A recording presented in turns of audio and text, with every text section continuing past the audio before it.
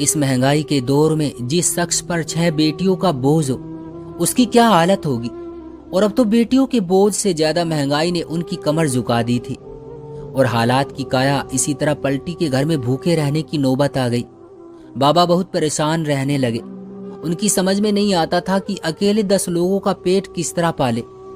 जब भूखे रहने तक नौबत आ गई तो बाबा ने अपने बच्चों को बांट दिया। 2 अपने पास रख लिए, बाकी अपनी बहनों और भाई के घर भेज दिए कि जब तक हमारे हालात न संभले ये तो पेट भरकर खाने को न तरसे। लेकिन बाबा के हालात न संभल सके। सभी रिश्तेदार उनको जकात के पैसे देने लगे। यूं बाबा के हालात में कुछ दिनों तक तंगी कम होती जाती थी। तब हम भी फिर से अपने घर रहने आ जाते थे। मैं सबसे बड़ी थी। जब बाबा बच्चे बांट रहे थे तो बड़ी फूफो ने मुझको चुन लिया क्योंकि मैं घर का कामकाज अच्छी तरह कर सकती थी। फूफो का बेटा असद मेरी इज्जत करता था, मेरा ख्याल रखता और मुझे कोई काम नहीं करने को कहता था। वो कहता था कि मनाहिल, तुम पहले ही हमारे घर का बहुत काम करती हो, तुम तो हमारे घर में मेहमान आई हो। मेरा जी चाहता कि कह दूं मेहमान कहाँ हूँ। पेट का दोजख भरने के वास्ते किसी के घर के बर्तन मांजने पड़े तो उसको मेहमान नहीं कहते। मगर मैं असद को कोई जवाब न देती और खामोश हो जाती।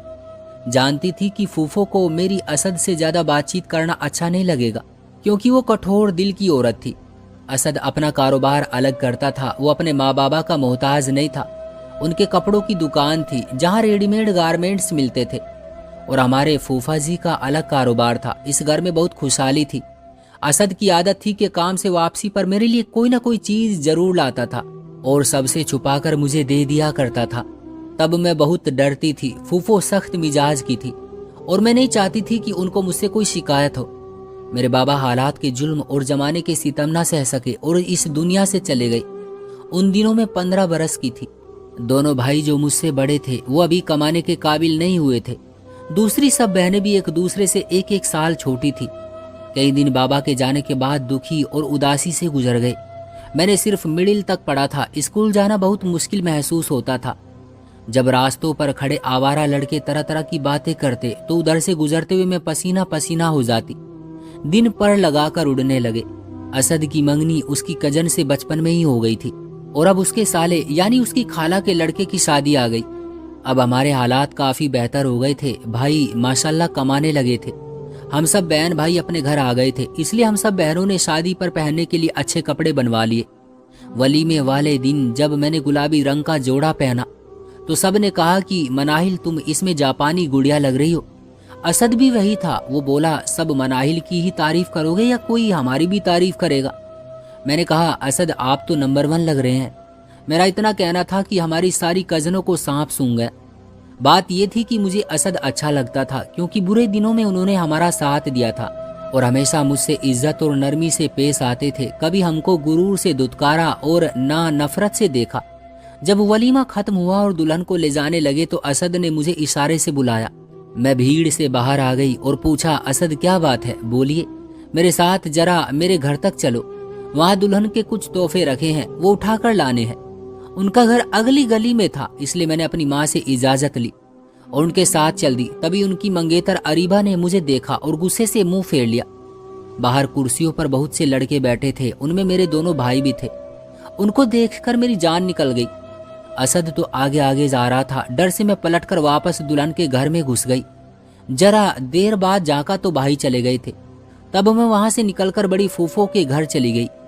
वहां असद मेरा इंतजार कर रहे थे। बोले, इतनी देर क्यों लगा दी, मैं कब से तुम्हारा इंतजार कर रहा हूँ।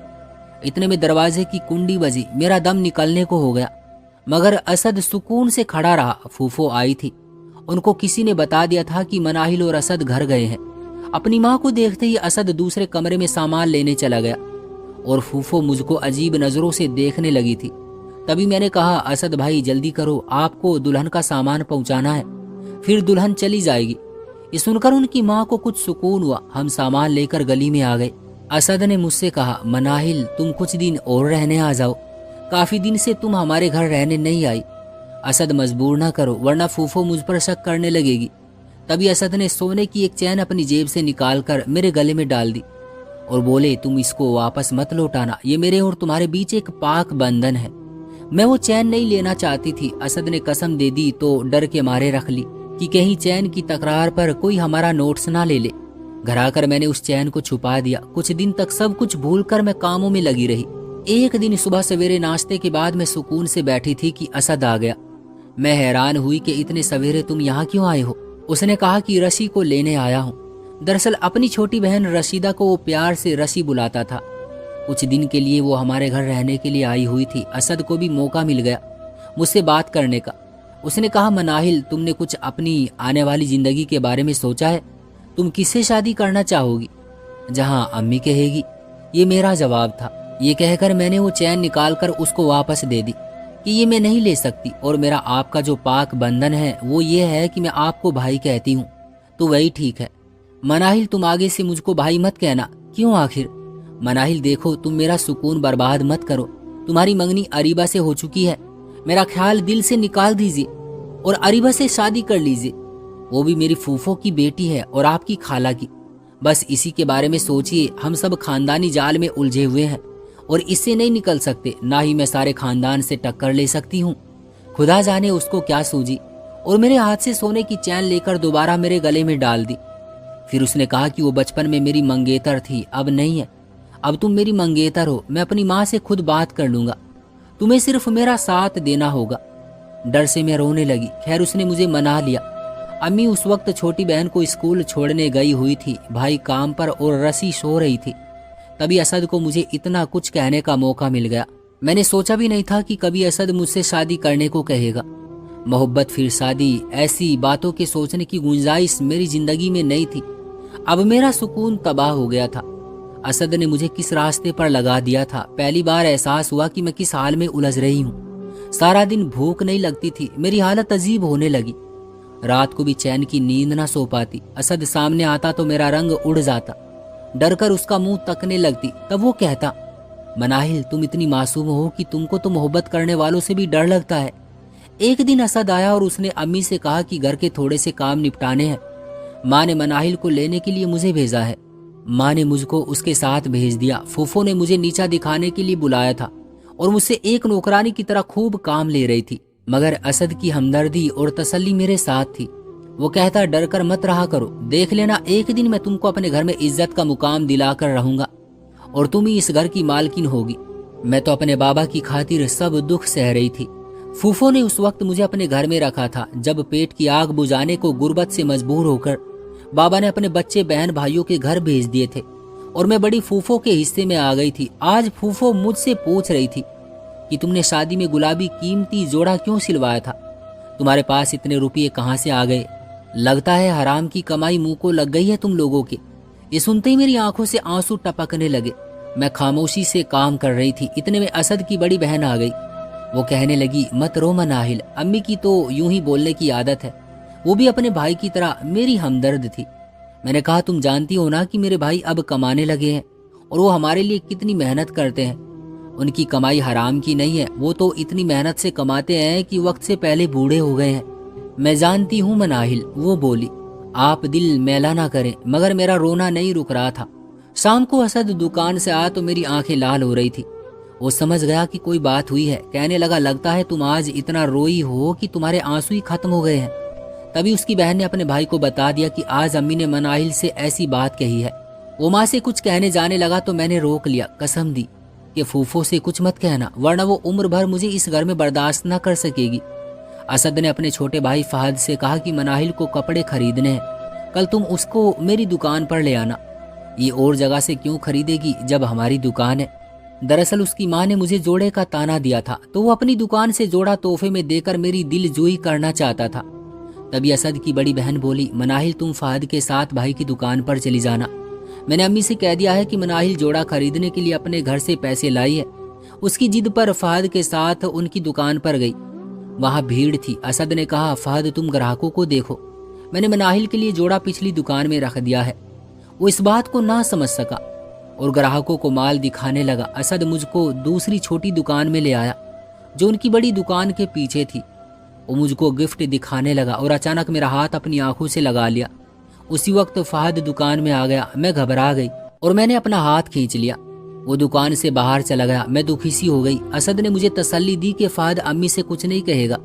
अगर कुछ कह भी दिया तो यह हमारे लिए अच्छा होगा।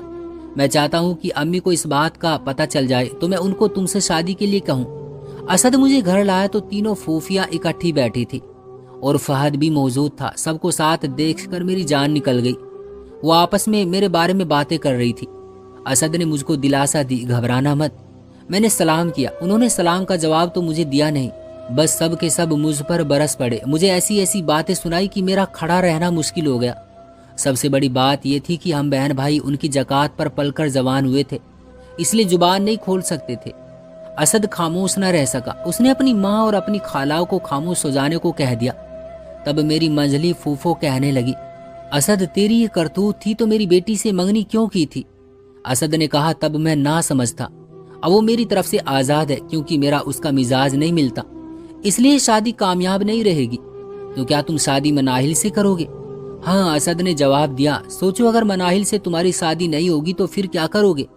मौत को गले लगा लूंगा, असद ने माँ को जवाब दिया। मंजली फूफो कहने लगी, आज तक तो किसी को मरते नहीं देखा, खालाजान वक्त आने पर देखा जाएगा। ये कहकर वो बाहर चला गया। तभी फहद से उसकी माँ ने कहा, बेटा तू ही इस बदबख्त को छोड़ा, और हाँ, एक एक बात इसके भाइयों और माँ को बताकर आना। मैं खड़ी रो रही थी। ये सुनकर मैंने फूफो की मिन्नतें की कि भाइयों और अम्मी को कुछ मत बताओ वरना वो मुझको जीने नहीं देंगे, मगर वो तो बहुत ही गुस्से में थी। इतने में असद बोला, कहने लगा, इसका क्या कसूर है अम्मी? इसने मुझसे नहीं कहा कि अरीबा से शादी ना करो। सब लोग घर में थे। जब फहद ने मेरा बैग उठाया, असद तेजी से आगे बढ़ा और मेरा बैग उठाकर कहा कि चलो मैं तुमको छोड़ आता हूँ, तुम्हारी हिफाजत मेरा फर्ज है। उसी वक्त उसने जेब से सोने की अंगूठी निकाली और मेरी उंगली में डाल दी। मैं अपने होश में नहीं थी। फिर उसने अपने छोटे भाई फहद को भी साथ ले लिया और जब हम घर तक पहुंचे वो दरवाजे पर ठहर कर बोला, मनाहिल तुम घबराना नहीं, बल्कि घर जाकर बता दो कि मैंने तुमसे मंगनी कर ली है। अगर उनको यकीन ना आए तो अंगूठी दिखा देना। मैंने फहद की मिन्नत की, प्लीज तुम मेरे घर वालों को कोई बात ना कहना। असद तो जज्बाती इंसान है, तुमको पता है कि मेरे साथ क्या होगा। मगर उसने कहा, मैं तो सब बताऊंगा। तुमने क्या सोचकर अंगूठी ले ली है? तुम्हारी औकात क्या है?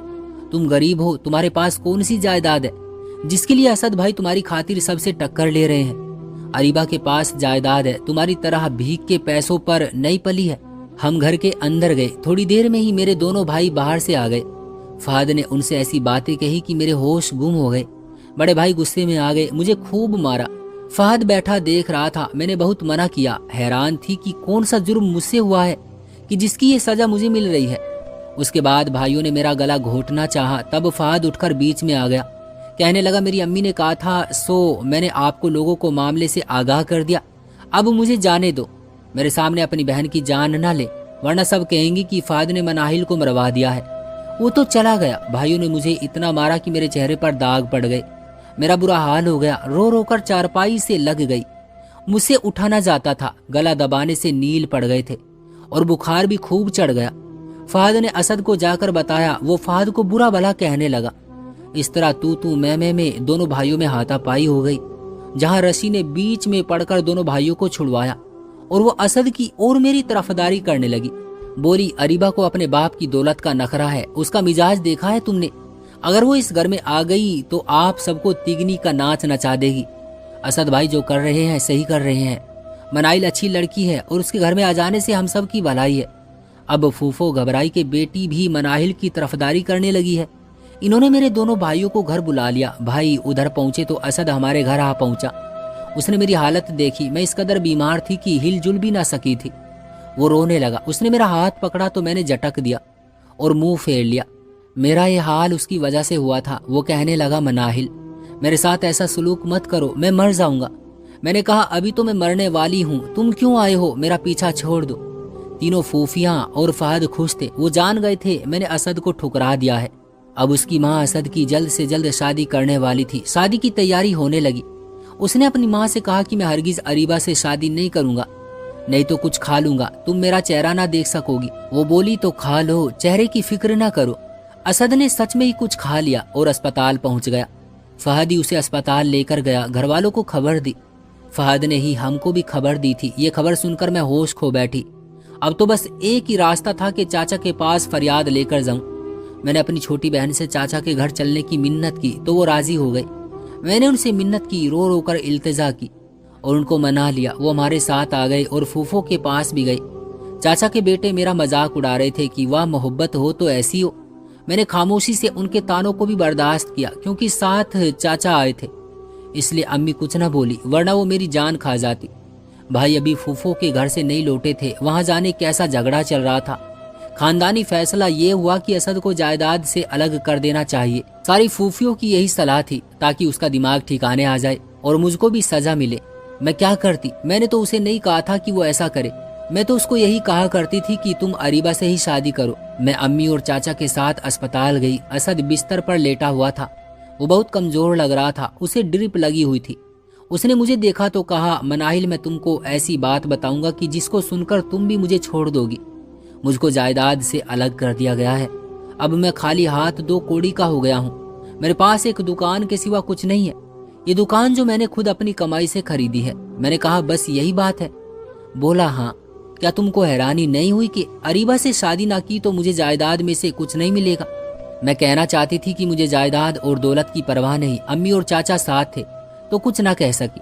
इतना कहा, कोई बात नहीं असद, दुखी ना हुआ करो, अल्लाह दौलत फिर से दे देगा। असद का चेहरा जो पीला पड़ रहा था वो चमकने लगा। बोला, मनाहिल मेरा यकीन है कि तुम अरीबा जैसी नहीं हो। उन्होंने तो मेरे जायदाद से अलग हो जाने का सुनकर मंगनी की अंगूठी भी वापस भिजवा दी। मेरे ठीक होने का इंतजार भी नहीं किया। अम्मी और चाचा भी सुन रहे थे। चाचा ने कहा, फिक्र ना करो, तुम्हारे पास अपनी एक दुकान तो है ना, फिर क्या गम है। मर्द अपनी मेहनत से दोबारा जायदाद बना लिया करते हैं, दिल छोटा ना करो। इस पर असद बोला, मामू मैं ठीक होकर आपके पास ही रहूंगा।